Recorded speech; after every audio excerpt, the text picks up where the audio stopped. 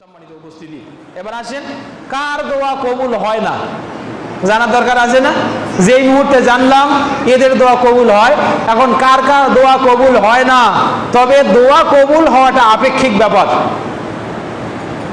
কিছু শর্ত সাপেক্ষে কারো একটা দোয়াও কবুল হয় না, আবার কিছু শর্ত সাপেক্ষে শুধু নির্দিষ্ট জায়গায় তার একটা দোয়া কবুল হবে, অন্য কোনো দোয়া করলে কবুল হবে না। যেমন একটু আগে বলছিলাম, যা মাজলুম যদি জালেমের বিপক্ষে দোয়া করে সেটা কবুল হবে, এরকম কিছু ক্ষেত্র আছে। এবার আসেন দেখেন, আমি এভারেজ কথাগুলো বলছি। ওয়াল্লাযী লা ইস্তাজাবু দাওয়াতাহু, যার দোয়া কবুল হবে না তার কথা শোনেন, তার পরিচয় শোনেন। দেখেন, আমাদের মনের ভিতরে টেন্ডেন্সি আছে, আমরা যখনই দোয়া করি আমরা ইমিডিয়েট চাই যে এখনই আমার দোয়া কবুল হয় না কেন, দোয়াতে শীঘ্রতা করা। এরপরে এই দোয়া আবার গতদিন আমি একটা উদাহরণ দিয়েছিলাম, একটা মানুষ পাপ কাজে বের হচ্ছে, তখনও দোয়া করে আল্লাহর কাছে যে আল্লাহ এবারটা মাফ করে দিস, এবার সহি সালামতে ফিরে নিয়ে আয়, পরের থেকে আর যাবো না। কিন্তু পাপে যাচ্ছে, কোথায় যাচ্ছে? পাপে যাচ্ছে। এইরকম দোয়া আল্লাহর কাছে করলে সে দোয়া কবুল হবে না। বিশ্বনবী সাল্লাল্লাহু আলাইহি ওয়াসাল্লাম হাদিসে বলছেন, আবু রাদিয়াল্লাহর হাদিস, ইউস্তাজাবু লিল আবদে মা লাম ইয়াদউ বিইসমিন আও কাতিআতি রাহমিন। এখানে আরেকটি কথা, কোন ব্যক্তি যদি তার কি বলে রেহেম মানে জরায়ুর সম্পর্ক, রক্তের সম্পর্ক ছিন্ন করে, নিজের ভাই, চাচা, মামা, ফুফা এদের সাথে যদি রক্তের সম্পর্ক যাদের সাথে, তাদের সাথে সম্পর্ক ছিন্ন করে, এই ব্যক্তিগুলো যদি আল্লাহর কাছে দোয়া করে কবুল হয় না। পাপ কাজের জন্য আল্লাহর কাছে ক্ষমতা আছে, দোয়া করলে সে দোয়া কবুল হয় না। মা লাম ইয়াস্তাজিল, এরপরে দোয়াতে তাড়াহুড়া করলেও দোয়া কবুল হয় না। সাহাবীরা বলল, ইয়া রাসূলুল্লাহ ওমাল ইস্তিজাল, আমরা বুঝলাম না ইস্তিজাল কি, মানে দোয়াতে তাড়াহুড়া করা, এটা আবার কেমন? আল্লাহ রাসূল সাল্লাল্লাহু আলাইহি ওয়াসাল্লাম বলছেন, সে বলে ইয়াকুলু ক্বাদ দাউতু ওয়া ক্বাদ দাউতু ফালাম আরা ইস্তাজাব লি, এই যে আমি দোয়া করেই যাচ্ছি, কই আমার দোয়া তো কবুল হয় না। মানুষ বিরক্ত হয়ে কথা বলে যে আমি তো দোয়া করেই যাচ্ছি, কই আমার দোয়া তো কবুল হয় না। হ্যাঁ, ফাইয়াস্তাহসিরু যালিকা ওয়া ইয়াদাউ দুআ, এরপরে ওই দোয়া থেকে নিরাশ হয়, সে মনে করে আমি তো পাপী মানুষ, আমার দোয়া কবুল হবে না, তাই দোয়া করা ছেড়ে দেয়। এরকম টেন্ডেন্সি যাদের মনের ভিতরে থাকে এদের দোয়াও আল্লাহর কাছে কবুল হয় না। মানে হাদিসটি কেমন যে আকস্মিক দোয়া করলো দোয়া কবুল হয় নাই, অথবা সে দেখতে পাচ্ছে না, কিন্তু ওই যে এখনই দোয়া কবুল হয় নাই এই জন্য গোসা করে সে আর আল্লাহকে ডাকেই না। তারপরে আবার যখন আরেকটা বিপদে পড়বে তখন আল্লাহকে ডাকবে, ওর দোয়া কবুলই হয় না। তার কারণ ওর যে ইয়াকিন নাই, ওর যে দৃঢ় বিশ্বাস নাই যে আমি আল্লাহর কাছে দোয়া করছি আমার দোয়া কবুল হবে। গতদিন আমি আবু হুরায়রা রাদিয়াল্লাহু আনহু একটা হাদিস শুনিয়েছিলাম যে আল্লাহ রাব্বুল আলামিন 3 পদ্ধতিতে বান্দার দোয়া কবুল করেন। কয় পদ্ধতিতে? 3 পদ্ধতিতে। আমার ভাইরা, আপনাকে বুঝতে হবে, আপনি আমি আমাদের ভাগ্যে কি লেখা আছে এটা জানি না। জানি? যদি জানতাম তাহলে তো আমরা সব সময় বিপদ যেদিক ওইদিক হাঁটতামই না, সব ভালো রাস্তা দিয়ে হাঁটতাম। তা আল্লাহ রাসূল সাল্লাল্লাহু আলাইহি ওয়াসাল্লাম বলছেন 3 পদ্ধতির যে কোনো একভাবে দোয়া কবুল হবে। সেটা হলো, বান্দা আল্লাহর কাছে যা চাইছে আল্লাহ হয়তো এখনই সেটা দিয়ে দিবেন, অথবা আইয়াদখারা লাহু ফিল আখিরা, এই দোয়া পৃথিবীতে না দিয়ে এই দোয়ার ফল তাকে আখিরাতে দেবেন, অথবা তার উপর থেকে একটা বিপদ সরিয়ে দেবেন। তা আমরা কি জানি এই বিপদটাই আমার জন্য কঠিন ছিল, নাকি যেটার জন্য দোয়া করছে সেইটা পাওয়াই আমার জন্য ভালো ছিল? আমি কি জানি এই বিপদ কেটে যাওয়া কঠিন ভালো ছিল, নাকি নগদ পাওয়া ভালো ছিল, নাকি এই দোয়ার বদৌলতে আখিরাতে যখন আমি সবাই আমাকে ছেড়ে পালিয়ে যাবে তখন আল্লাহ তাআলা এটার একটা পুরস্কার দিবেন, আর যেটার জন্য আমার জান্নাতের রাস্তা সহজ হবে? আমরা কিছুই জানি না, এজন্য দোয়া করতেই থাকেন, ধৈর্য ধরেন। 3 পদ্ধতির কোনো একভাবে দোয়া কবুল হয়েই যাবে। সম্মানিত উপস্থিতি, এক সাহাবী এটা শোনার পরে বলছি, ইয়া রাসূলুল্লাহ আল-আন নাকসুরু, তাহলে আমরা বেশি বেশি আল্লাহর কাছে দোয়া করব। আল্লাহ রাসূল সাল্লাল্লাহু আলাইহি ওয়াসাল্লাম বলছেন, অবশ্যই দোয়া করতেই থাকো, আল্লাহু ইউতিকা আকসারা, আল্লাহ তোমাকে আরো বেশি দেবেন। সুবহানাল্লাহি ওয়া বিহামদিহি। তাহলে দোয়া করতে কখনো কার্পণ্যতা করা যাবে, তবে হ্যাঁ, যে দোষগুলো আছে এই দোষগুলো থেকে তওবা করতে হবে। আপনি যদি মনে করেন যে আমি আমার রক্তের সম্পর্ক ছিন্ন করেছি, আপনি তার সাথে সম্পর্কটা জুড়ে দেন। আপনি যদি মনে করেন যে আমি যে দোয়াটা করছি এটা ভালো কাজের জন্য, তাহলে আপনি করেন। আর যদি মনে করেন, আপনার বিবেক যদি সাক্ষ্য দেয় যে না এটা ভালো কাজ নয়, এটার জন্য আল্লাহর কাছে তৌফিক চাওয়া যায় না, তাহলে আপনি ছেড়ে দেন, তাহলে ওই দোয়া করবেন না। সম্মানিত উপস্থিতি, এরপরে দেখেন, হারাম যদি কেউ খায়, হারাম, কোন হারামের রেশ আছে তার শরীরে, তার রক্তে, এর দোয়া কিয়ামত পর্যন্ত কবুল হবে না। আবু হুরায়রা রাদিয়াল্লাহু হাদিস, আল্লাহর রাসূল সাল্লাল্লাহু আলাইহি ওয়াসাল্লাম বলছেন, ইন্নাল্লাহা আমারা নবিয়াহুম কামা আমারাল মুমিনিন, আল্লাহ তাআলা নবীদেরকে যে আদেশ করেছে মুমিনদেরকেও সেই আদেশ করছে। কি আদেশ? ইয়া আইয়ুহাল্লাযীনা আমানু কুলু মিন তাইয়্যিবাতিন মা রাযাকাকুমুল্লাহ, হে ঈমানদারগণ তোমরা পবিত্র বস্তু থেকে খাও যেটা আল্লাহ তোমাদেরকে রিজিক হিসেবে দিয়েছেন। নবীদেরকেও এই আদেশ দিয়েছেন, হে নবীগণ, হে রাসূলগণ, তোমরা পবিত্র বস্তু থেকে খাও। এই কথা বলতে বলতে আল্লাহ রাসূল সাল্লাল্লাহু আলাইহি ওয়াসাল্লাম বলছেন, এই তোমরা জানো কি ওই ব্যক্তি বারবার বলছে ইয়া রব্বি মাদ্দা ইয়াদাহু ইলাস সামা, দুহাত আসমানের দিকে তুলে আল্লাহকে খুব উন্নয় বিনয় করে ডাকছে, হে আমার রব, হে আমার রব। ফাকাইফা ইউস্তাজাবু লাহু ওয়া মাতআমাহু হারাম ওয়া মাশরাবাহু হারাম ওয়া গুযিয়া বিল হারাম। সাহাবীরা তোমরা দেখো কেমনে তার দোয়া কবুল করা হবে। ও শরীরে যা পড়ে আছে ওটা হারাম, ওর শরীরে যে রক্ত আছে ওটা হারাম, এমনকি হারাম দিয়ে তার শরীর গঠিত, তার শরীরের রক্ত মাংস, তার জিহ্বা সবটাই হলো হারাম দিয়ে গঠিত। এত হারাম নিয়ে যত দুহাত উপরে তুমি আল্লাহকে ডাকো না কেন, আল্লাহ তোমার ডাক কবুল করবেন না। এজন্যে দোয়া কবুলের প্রথম শর্ত হলো হালাল খাওয়া। এরপরে আসেন মিশকাতুল মাসাবি কিতাবুল আদাব, বাবু আমর বিল মারুফ, ফাসলুস সানি, তার একটি হাদিসে যে তিরমিজির হযরত হুযায়ফা ইবনুল ইয়ামান রাদিয়াল্লাহু তাআলা আনহু বলছেন, ওয়াল্লাযী নাফসু বিয়াদিহি, আল্লাহর রাসূল সাল্লাল্লাহু আলাইহি ওয়াসাল্লাম বলছেন, আল্লাহর কসম করে বলছি যে আল্লাহর হাতে আমার প্রাণ। কার কসম করে বলছেন? আল্লাহর কসম। কে কসম করছেন? বিশ্ব নবী মুহাম্মদ সাল্লাল্লাহু আলাইহি ওয়াসাল্লাম। ওই রবের শপথ করে বলছি যার হাতে আমার প্রাণ, তোমরা যদি দুটা কাজ না করো ইমিডিয়েট তোমাদের উপরে দুটা শাস্তি আসবে। এক, লা তা'মুরুন্না বিল মারুফ ওয়া লা তানহাউন্না আনিল মুনকার, তোমরা যদি সৎ কাজের আদেশ না দাও আর অসৎ কাজ থেকে যদি বিরত রাখার চেষ্টা না করো।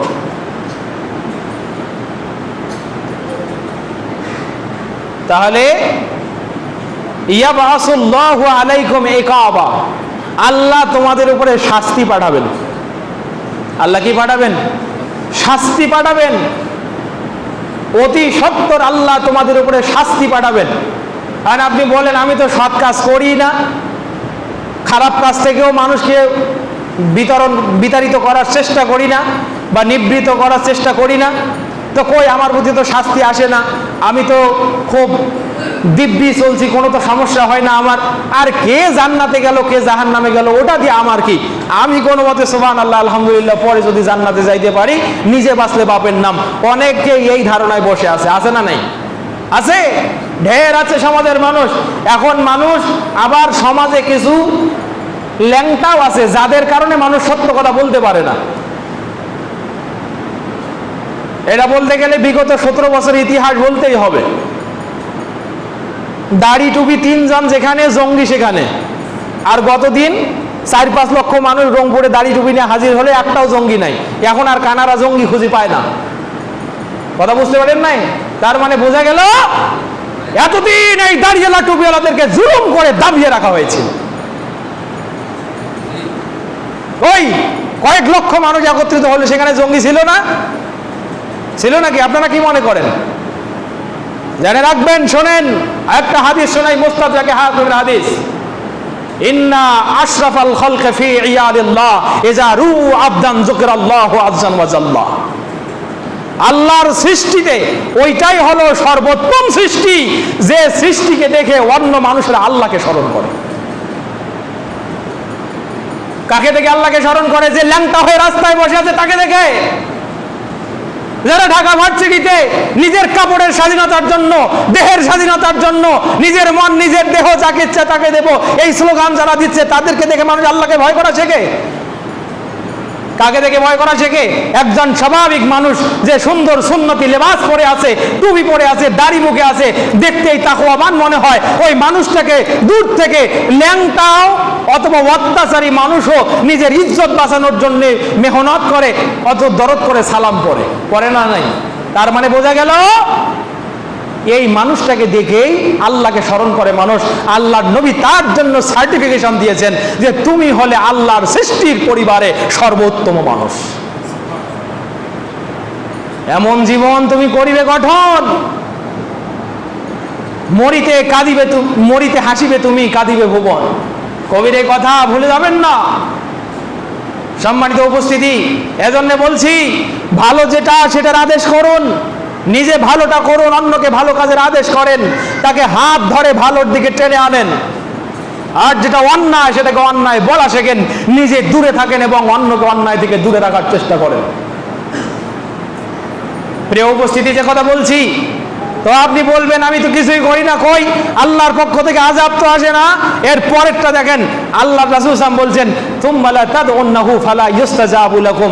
আমি যে কথাটা শোনানোর জন্য এত কথা বললাম, আপনি যেহেতু ভালোকে ভালো বলেন না, নিজে করেন না, আদেশ করেন না, খারাপকে খারাপ বলেন না, নিজেও খারাপ থেকে বেঁচে থাকেন না, অন্যকে খারাপের দিক থেকে বিতাড়িত করেন না, জেনে রাখেন আযাব যদি দেরিতেও আসে, এখনই আল্লাহর কাছে যে দোয়া করছেন এই দোয়া কবুল হবে না।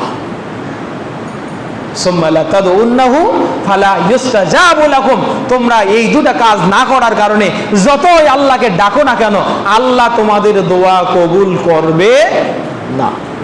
তাহলে পেয়েছেন? বলেন, দোয়া কার কবুল হয় না? যে ভালো কাজ করে না, নিজে আদেশও করে না, অন্যায় থেকে নিজেও দূরে থাকে না, আবার অন্যকে অন্যায় থেকে দূরে রাখার চেষ্টা করে না। মানে আমর বিল মারুফ আর নাহি আনিল মুনকার, এই দুটা কাজ না করার কারণে ইমিডিয়েট দুটা শাস্তি। প্রথম নম্বর শাস্তি, দেরিতে হলেও আল্লাহর পক্ষ থেকে আযাব আসবে, ধ্বংস হতেই হবে। আর ইমিডিয়েট শাস্তি হলো দোয়া যতই করেন কবুল করা হবে না। সম্মানিত ভাইরা, এই বিষয়গুলো থেকে বেঁচে থাকার দরকার নাই? আছে না নাই? বলেন, পারো তো পক্ষে আমার যতটুকু সামর্থ্য আমি ভালো কাজ করবই, এই নিয়ত আমাদের মনের ভিতরে থাকা উচিত। আমার ভাইরা শোনেন, কেবল ইবনে কাসিরের ভিতরে সূরা আলে ইমরানের 110 নম্বর আয়াতের তাফসিরে আল্লামা ইমাম ইবনে কাসির রাহমাহুল্লাহ মুসনাদ আহমদ থেকে একটা সহিহ হাদিস এনেছেন। হযরত আদি বিন আমির রাদিয়াল্লাহু তাআলা আনহু বলেন, ক্বালা রাসূলুল্লাহ সাল্লাল্লাহু আলাইহি ওয়াসাল্লাম ইন্নাল্লাহা লা ইয়াহলিকুল আম্মাতা বিআমালিল খাসাদে। আমার আল্লাহ এমন নন যে কোনো বিশেষ মানুষের কাজের কারণে সমাজের সবগুলো মানুষকে ধ্বংস করে দিবেন। আল্লাহ কিন্তু এমন নন। সুবহানাল্লাহ। তা আল্লাহর বৈশিষ্ট্য এমন নয় যে আল্লাহ বিশেষ কিছু মানুষের পাপের কারণে সমানভাবে সমাজের সব মানুষগুলোকে ধ্বংস করে দিবেন, এমন নয়।